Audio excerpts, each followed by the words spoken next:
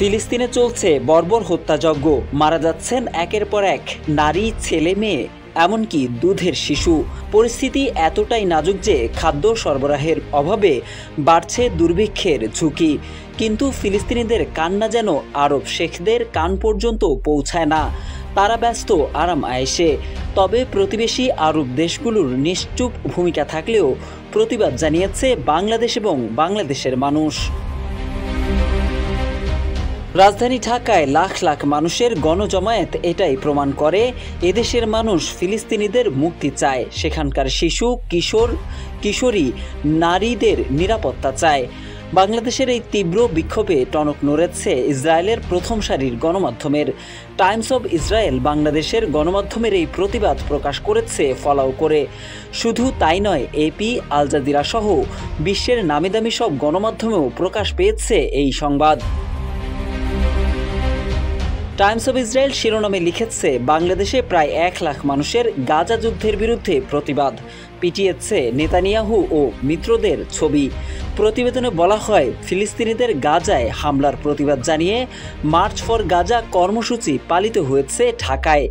এই গণপ্রতিবাদ কর্মসূচিতে যোগ দিয়েছেন বিভিন্ন ধর্মবর্ণের মানুষ। আপামর জনতার অংশগ্রহণের সমাবেশ পরিণত হয় জনসমুদ্রে।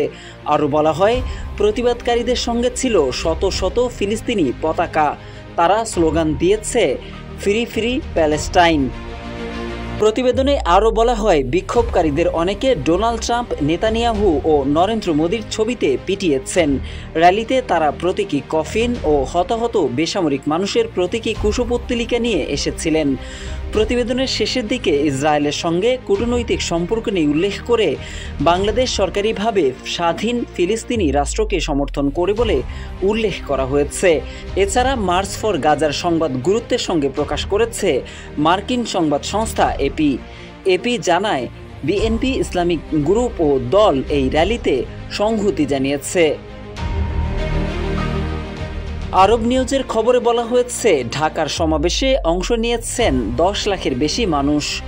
এটাকে বাংলাদেশের সাম্প্রতিক ইতিহাসে ফিলিস্তিনের পক্ষে সবচেয়ে বড় সংহতি সমাবেশ হিসেবে বর্ণনা করা হয়েছে।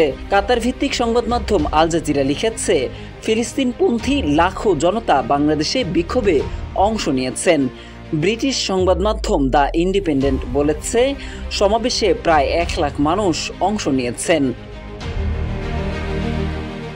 এদিকে ওয়াশিংটন পোস্টের খবরে বলা হয়েছে, বাংলাদেশের রাজধানীতে গাজায় ইসরায়েলি সামরিক আগ্রাসনের প্রতিবাদ জানিয়েছে। এছাড়া পৃথিবীর বিভিন্ন খ্যাতনামা সংবাদ মাধ্যমেও প্রকাশ করা হয় ঢাকায় অনুষ্ঠিত মার্চ ফর গাজার প্রতিবাদ সমাবেশের সংবাদ।